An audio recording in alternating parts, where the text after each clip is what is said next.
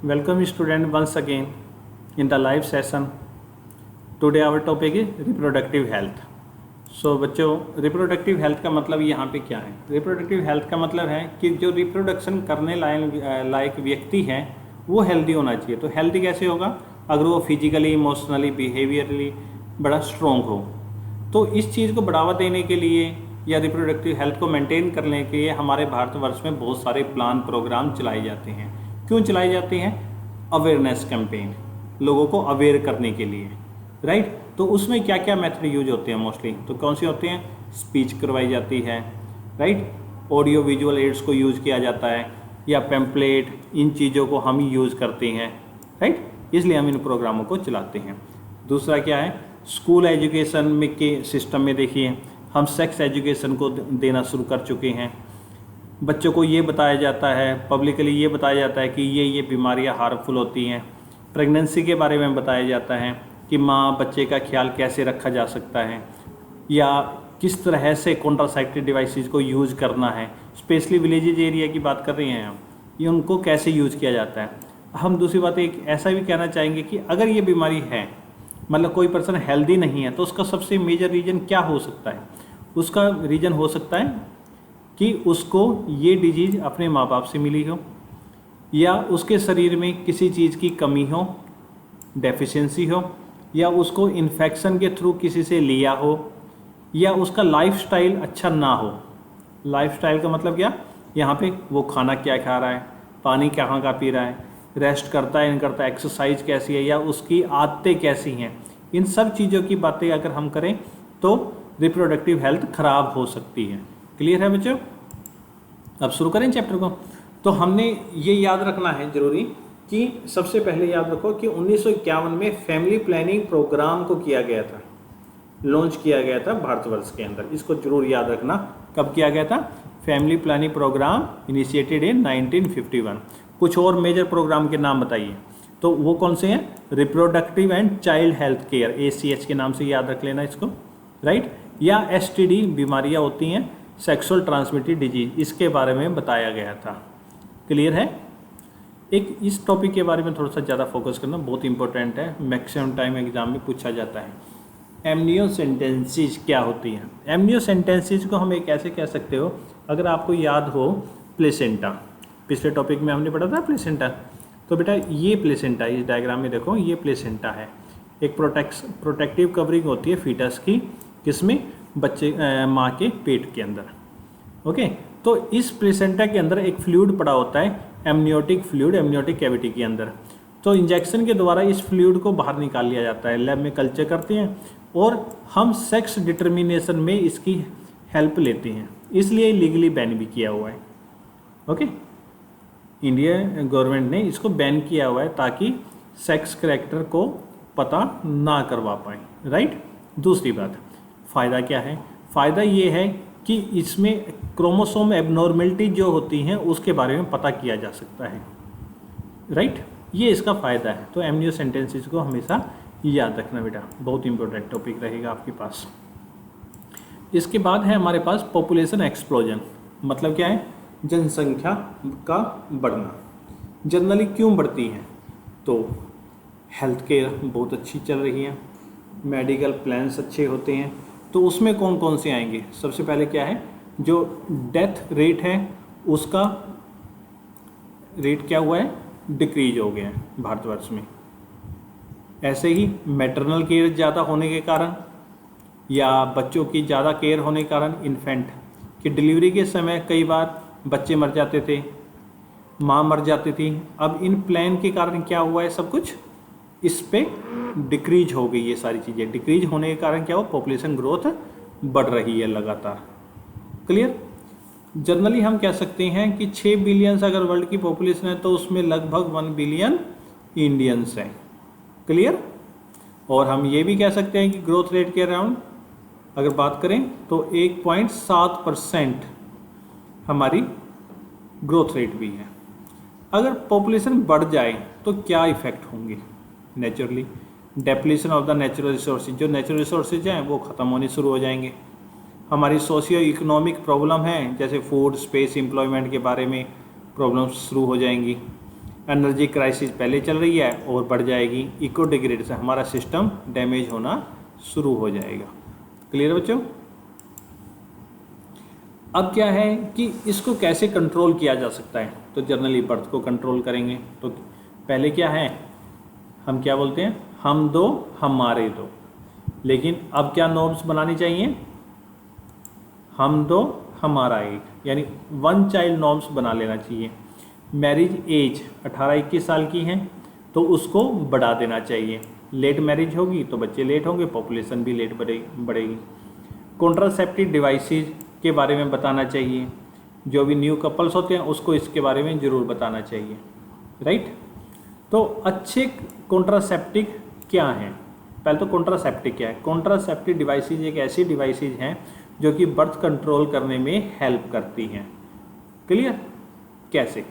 सबसे पहले user friendly होनी चाहिए, ईजिली अवेलेबिलिटी होनी चाहिए मार्केट के अंदर, बहुत ज़्यादा कम डोज में इफेक्टेड हो, राइट। कोई साइड इफ़ेक्ट होना ही नहीं चाहिए, पहली बात, अगर हो तो नामात्र, और सेक्सुअल ड्राइव में इसका कोई इंटरफेरेंस नहीं होना चाहिए, कोई इसका इफेक्ट नहीं होना चाहिए।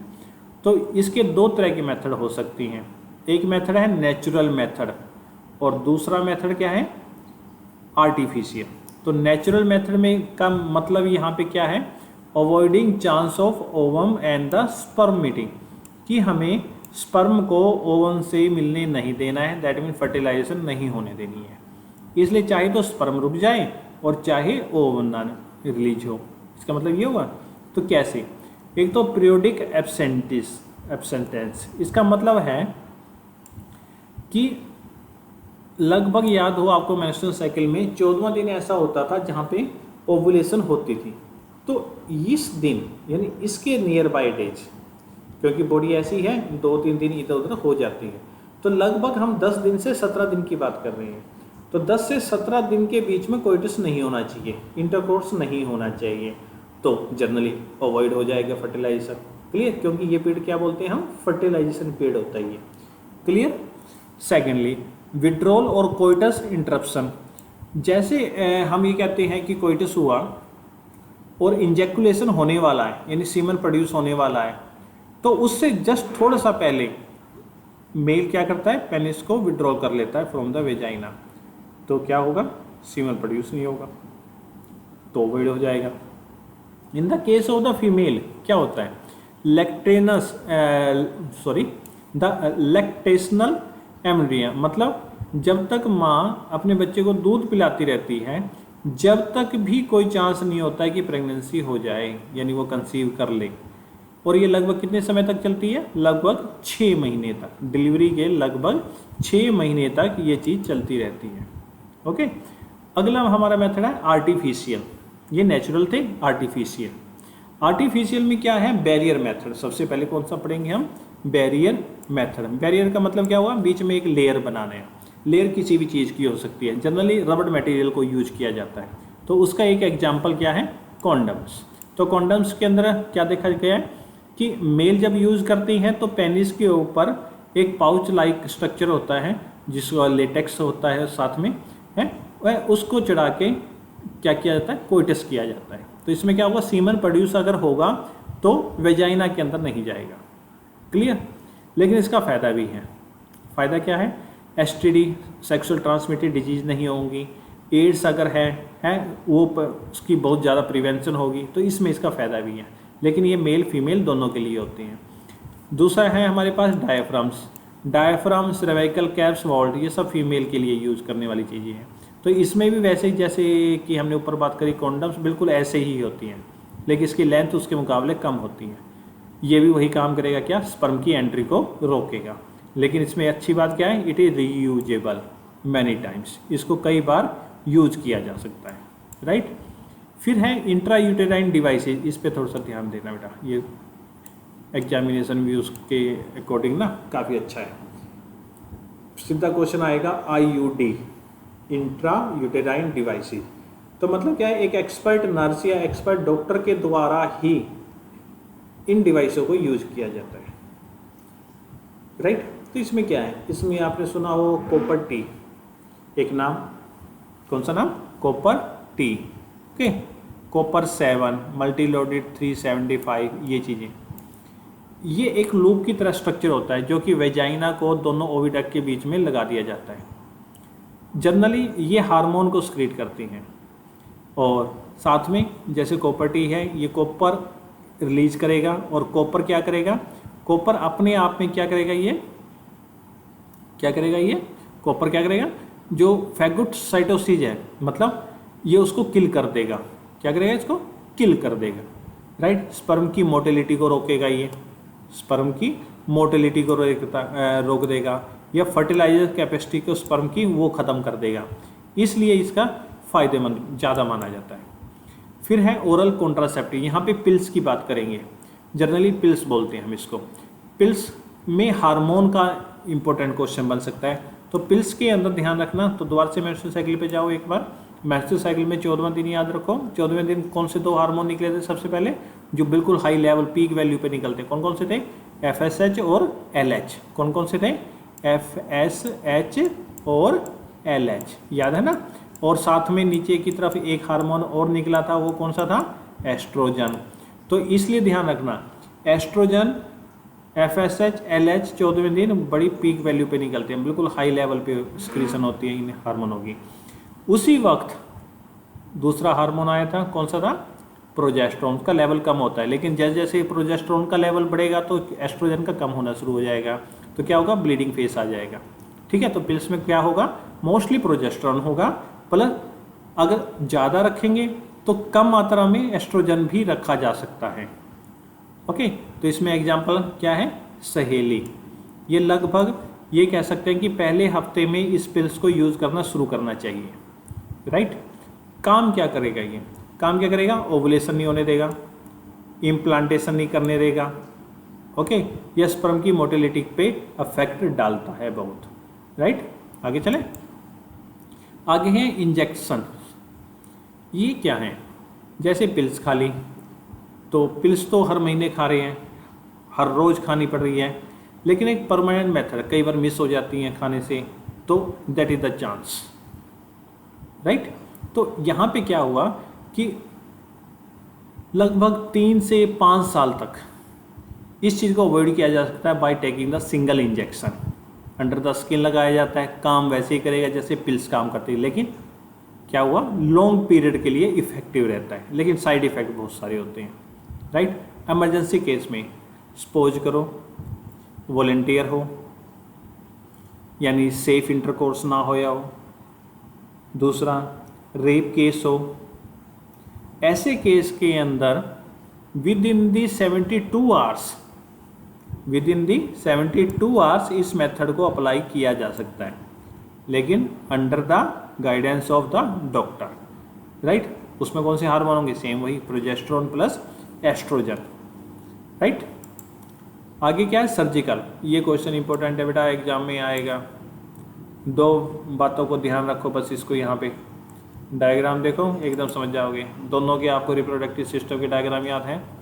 तो मेल की बात करते हैं पहले, तो मेल में स्पर्म कहाँ से प्रोड्यूस होते थे, ओवरी से, ओवरी से जो हमने ट्यूब्स की बात करी थी, क्या क्या लेके गई थी, और बीच में एक मेजर ट्यूब आई थी, उसका नाम क्या था, वास डिफरेंस, ओके। क्या नाम था, वास डिफरेंस। इसको कट करो, टाई करो, किसको काटना है, वास डिफरेंस, इसी के नाम से नाम बनाया गया है, वास्कोटोमी। क्या नाम रखा है, वास्कोटोमी, क्लियर, मेल केस में। दूसरा केस है हमारे पास फीमेल बॉडी, फीमेल बॉडी में ट्यूब याद रखो, ट्यूब कौन सी थी, fallopian tube, oviduct, fallopian tube. इसको कट करो, टाई करो, या जैसे इसमें दिखा रखा है क्लिप लगा दो, ओके। लेकिन ये सेफ नहीं है, वो ज़्यादा सेफ मेथड है, कट एंड टाई, ओके। तो उसके नाम से नाम क्या बनाया गया, ट्यूबकोटोमी, क्लियर हो गया, ट्यूबकोटोमी। इसका साइड इफेक्ट एक ही है, इसकी रिवर्सिबिलिटी बिल्कुल 0 है, लगभग 0, ऐसा बोल सकते हैं। मतलब अगर दोबारा से इच्छा हो इसको दोबारा से ठीक किया जाए तो चांसेस बहुत रेयर होता है, राइट बेटा। अगला MTP, नया टॉपिक है, थोड़ा सा ध्यान से समझना इसको। MTP का यहाँ पे मतलब क्या है, medical termination of the pregnancy. ये 3 से 5 गोलियों का कम्बिनेशन होता है। कब दिया जाता है, तो वही है अनसेफ, जैसा कि हमने इमरजेंसी में पढ़ा ना, सेम वही चीज़ है, ठीक वही है। तो इसमें क्या है कि टर्म पूरा होने से पहले अगर वॉलेंटियर प्रेगनेंसी की टर्मिनेशन किया जाए तो उसका नाम रखा जाएगा medical termination of pregnancy. Clear है? ये एक अच्छा मेथड भी था या है पूरे वर्ल्ड के अंदर पॉपुलेशन कंट्रोल करने का, बिल्कुल सेफ मेथड है, लेकिन बॉडी पे इफेक्ट बहुत डालता है। राइट? क्लियर? लेकिन बाकी जगह ठीक है, लेकिन अगर इसको बच्चे को मारने के लिए यूज़ किया जाए, यानी सपोज करो एमनियो सेंटेंसेस की बात कर रहे थे कि सेक्स का पता चलता है, पता चलने के बाद अगर वो फीमेल है और उसको मारा जाए तो उस काम के लिए एमटीपी का यूज़ करेंगे तो क्या होगा, ये अनलीगल। क्लियर? और कब यूज़ करना चाहिए? तो फर्स्ट ट्राइमेस्टर यानी पहले 3 महीने में इसका यूज कर लेना चाहिए। क्लियर? फिर क्या है? एसटीडी। ये भी बहुत इंपॉर्टेंट क्वेश्चन है बेटा, जनरली जानते हो, सेक्सुअल ट्रांसमिटेड डिजीज, जो इंटरकोर्स के द्वारा डिजीज फैलती है, सेक्स टू सेक्स फैलती है, उन डिजीज को क्या बोलते हैं? Sexual transmitted disease. क्लियर बेटा? इन डिजीज को हम क्या नाम से बोलते हैं? VD for the venereal disease और the reproductive tract infection, RTI। Okay, तो ये काफ़ी सारी डिजीज हैं जिसमें बैक्टीरिया भी है, प्रोटोजोन्स भी हैं, वायरल डिजीज भी हैं। राइट? वो हम एक एक करके पढ़ेंगे। तो इसमें ध्यान रखना, हमारे पास जैसे गोनोरिया पहली डिजीज क्या है, ये बहुत इंपॉर्टेंट रहेगी, ध्यान रखना इसको, खासकर पहली 4। फर्स्ट नाम क्या है? गोनोरिया। किसके द्वारा होती है ये? Neisseria gonorrhoea. इसका आपको ये पैथोजन याद रखना है जिसके द्वारा ये डिजीज होती है। ओके, ये बैक्टीरियल डिजीज है। सिफिलिस में क्या होगा कि पेनिस ना स्वेलिंग होने शुरू हो जाती है, और इसका क्या नाम है पैथोजन का? Treponema palladium. ओके, क्लाइमेडोमोनाज तो सुनाइए आपने, बैक्टीरिया का नाम तो सेम उसी के नाम से है, जैसे नेम है द क्लाइमेडाइसिस, और बैक्टीरिया का नाम क्या है? क्लाइमेडिया द ट्रैकोमेंटिस। क्लियर? अगला नाम क्या है? ट्राइकोमिनियसिस। इसको याद रखना, ये फीमेल के लिए है। इसका नाम किससे आया? फीमेल्स का। कैसे पता चला? वेजाइना नाम हो गया यहाँ पे, तो दैट्स नेम है द ट्राइकोमोनाज वेजिनेलिस। ये इसका पैथोजन है जिसके द्वारा ये डिजीज होती है, और ये क्या है? प्रोटोजोन्स। इसको याद रखना, एक एक्सेप्शन केस है यहाँ पे, प्रोटोजोन्स के द्वारा होने वाली एक बीमारी बताओ जो फीमेल के अंदर पाई जाती है, इसको फोकस रखना बेटा। ये अगली तीनों डिजीज बड़ी हार्मफुल हैं। क्यों है? इनका कोई ट्रीटमेंट ही नहीं है। कौन कौन सी है ये? जेनिटल हार्प्स किसके द्वारा होती है? ह्यूमन पेपिलोमा वायरस के द्वारा। राइट? हेपेटाइटिस बी, पता ही है लीवर की बीमारी है, बड़ी हार्मफुल होती है, हेपेटाइटिस वायरस के द्वारा फैलती है। एड्स का आपको पता ही है, human immuno deficiency virus. Right? इन तीनों का इलाज संभव नहीं है, बाकियों को ठीक किया जा सकता है, और ये डिजीज इंटरकोर्स के द्वारा ट्रांसफ़र हो सकती हैं। राइट? और सिर्फ इंटरकोर्स के द्वारा एक सेक्स से दूसरे सेक्स में ट्रांसफ़र हो सकती हैं। Okay, that's why they name है the sexually transmitted disease. Right? अब इसमें होता क्या है? सबसे पहले जो हमारे ऑर्गन्स हैं उसमें ईचिंग स्टार्ट हो जाती है। यहाँ ऑर्गन्स की बात क्या है? ये बात हो रही है हमारे पास रिप्रोडक्टिव सिस्टम की। तो ईचिंग, फ्लूइड डिस्चार्ज होना शुरू हो जाता है, थोड़ा थोड़ा स्वेलिंग होने के कारण पेन होना शुरू हो जाएगा, swelling in the genital area. Right? इस पर लेटर स्टेज अगर ये चीज़ चलती रहे तो इसका साइड इफेक्ट क्या हो सकता है? बहुत ज़्यादा हार्मफुल होता है कि पूरा पेल्विक एरिया है ना हमारा, क्योंकि दोनों रिप्रोडक्टिव से मेल या फीमेल केस की अगर हम बात करें तो रिप्रोडक्टिव सिस्टम कहाँ प्रेजेंट था? पेल्विक एरिया में। तो इसको क्या हुआ? पेल्विक इन्फ्लेमेटरी डिजीज हो जाती है, जिसको PID बोलते हैं। राइट? एबॉर्शन हो सकता है, स्टिल बर्थ हो सकती हैं, एक्टोपिक प्रेगनेंसी हैं, इनफर्टिलिटी हो सकती है, इवन कैंसर भी हो सकता है। क्लियर बेटा? इन चीज़ों को हमेशा ध्यान में रखना। कैसे बचाएंगे? प्रिवेंशन। तो सबसे पहले तो हम ये बोलें सेफ कोइटस होना चाहिए, एक पार्टनर होना चाहिए। तो avoid sex with the unknown partners और the multiple partners. Always use the condoms during coitus, specially STD. अगर डाउट है, अगर लगता है कुछ प्रॉब्लम हो गया है, तो किसी अच्छे डॉक्टर से सलाह लेनी चाहिए, राइट। और जब सब कुछ ठीक हो जाए तो क्या करें, उसका ट्रीटमेंट भी लेना चाहिए और पूरा ट्रीटमेंट लेना चाहिए। साइड इफ़ेक्ट ध्यान रखना है इस चीज़ों को। पेल्विक इन्फ्लेमेटरी डिजीज इसके द्वारा होती हैं, राइट बेटा। आगे चलें, ये टॉपिक बड़ा इंपॉर्टेंट है, एग्जाम में आएगा ही आएगा, 1 और 2 मार्क्स में आता है सिर्फ, ज़्यादा बड़ा क्वेश्चन नहीं है। तो इनफर्टिलिटी क्या है, यानी हम बात करते हैं ना कि रिप्रोडक्टिव हेल्थ, तो यानी यहाँ पे हेल्दी पर्सन नहीं है। हेल्दी का मतलब क्या है, रिप्रोडक्शन में क्या चाहिए, अगर फर्टिलाइजेशन की बात करें हम, तो या तो आपको चाहिए स्पर्म या चाहिए ओम, राइट, दोनों सेक्सेस में। अगर कोई भी बॉडी यानी मेल बॉडी स्पर्म प्रोड्यूस ना कर पाए या फीमेल बॉडी ओम ना प्रोड्यूस कर पाए तो हेल्दी नहीं हुआ, पहली बात। दूसरी बात कि फीमेल ओवा तो प्रोड्यूस कर रही है लेकिन उसकी वोम उसको कंसीव करने में सक्षम नहीं है, तो प्रॉब्लम होगी। 2 हो गई। अगर मेल केस के अंदर स्पर्म प्रोड्यूस हो रहे हैं लेकिन फर्टिलिटी रेट बिल्कुल ना के बराबर है, तो प्रॉब्लम होगी। तो ऐसे केस में रिप्रोडक्टिव हेल्थ का क्या होगा, इन केस में वो रिप्रोडक्टिव हेल्थ मैच्योरिटी पे नहीं है, तो उन चीज़ों को देखते हुए इनफर्टिलिटी हो जाती है उनके अंदर, राइट। इसके रीजन क्या माने गए हैं, वही सारी चीज़ें बोलेंगे दोबारा से एक बार, कि फिजिकली कंडीशन कुछ भी हो सकती है, राइट, कंजेंशनल हो सकती है, कोई बीमारी हो सकती है, किसी ड्रग के कारण हो सकता है, इम्यूनोलॉजिकल प्रॉब्लम हो सकती है, ये सारी चीज़ें आती हैं। तो इन केस को ठीक करने का मेथड जो बताया जाता है वो होता है असिस्टेड रिप्रोडक्टिव टेक्निक्स, ART के द्वारा इनको ठीक किया जा सकता है। और इसके अंदर हमेशा याद रखना बेटा, ये पूछेंगे मेथड बताइए, तो पहला मेथड है इसमें in vitro fertilization. In vitro fertilization तो मतलब क्या हुआ, जो फर्टिलाइजेशन होती है वो तो शरीर के अंदर होती है ना, फीमेल बॉडी के अंदर। कौन सा जंक्शन था, है याद आपको, इस्थमस एम्पुला जंक्शन, आगे याद, वहाँ पे स्पर्म आएगा और ओवम आएगा और वहाँ पे फर्टिलाइजेशन हो जाती थी, क्लियर ना। तो यहाँ पे फर्टिलाइजेशन आउटसाइड द बॉडी होगी, लेकिन वही कंडीशन रखी जाती है लैब के अंदर जो कि फीमेल बॉडी में हो, क्लियर।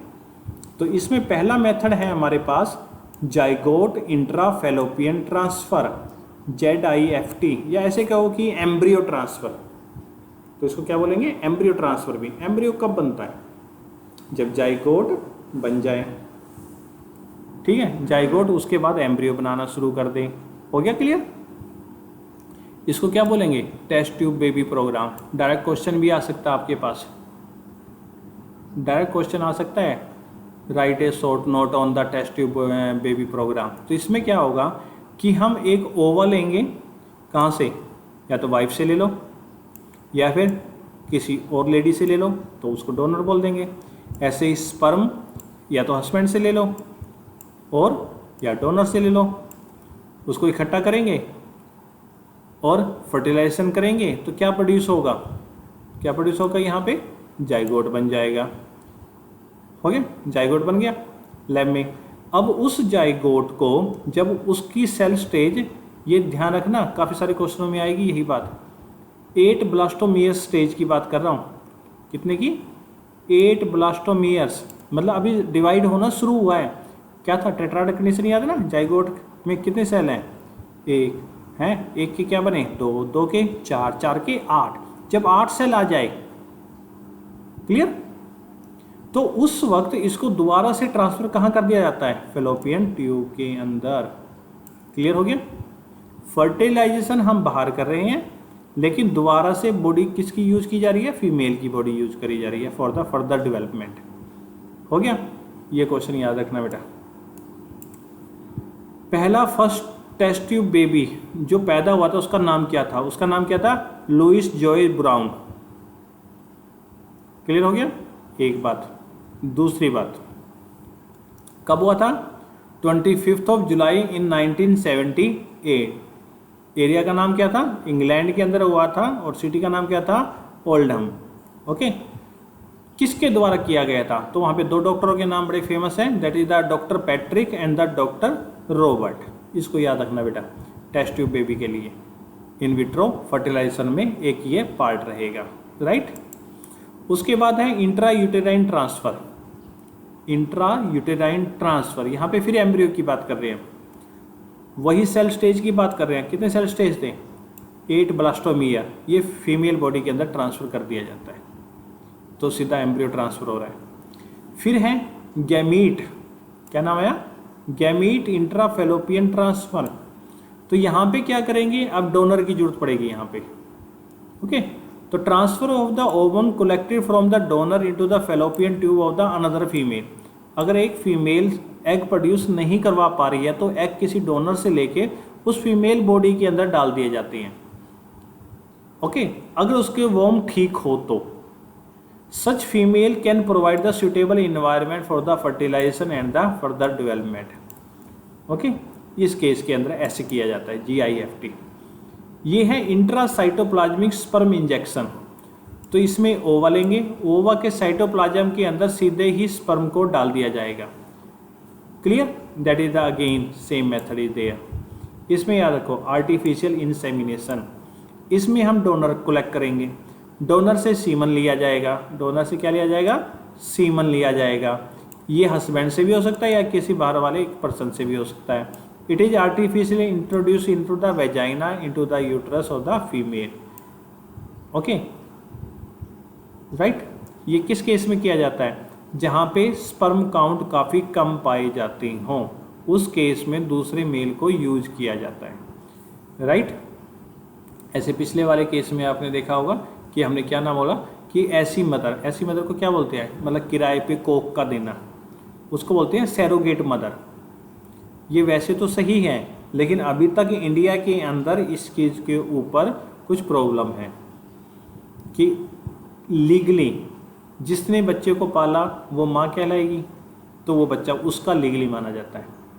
तो ऐसे मतलब उसकी कस्टडी के ऊपर कुछ केस बने हुए हैं, इसे थोड़ा सा अवॉइड किया जाता है, राइट बेटा। ये कुछ टर्म्स हैं, आपको इसको लर्न करना है 1 by 1। जैसे IUCD intra uterine contraceptive device, RCH reproductive and child health care, STD sexually transmitted disease, HIV human immuno deficiency virus, AIDS acquired immuno deficiency syndrome, CDRI central drug research institute, MMR maternal mortality rate, IMR I for infant mortality rate, MTP medical termination of pregnancy, VD का मतलब क्या है? Venereal disease, right. RTI reproductive tract infection, PID pelvic inflammatory disease, ART assisted reproductive technology, IVF in vitro fertilisation, ZIFT zygote intrafallopian transfer, AI artificial insemination, IUI internal, here is the internal uterine insemination, ET embryo transfer, IUT intrauterine transfer, ICSI intracytoplasmic sperm injection, right beta? So just like the video, share and subscribe the video beta if you like. If you have any doubt related to that topic, so just drop the one message on my WhatsApp number. My number is 9671200638. You also drop the message on my email ID my email ID is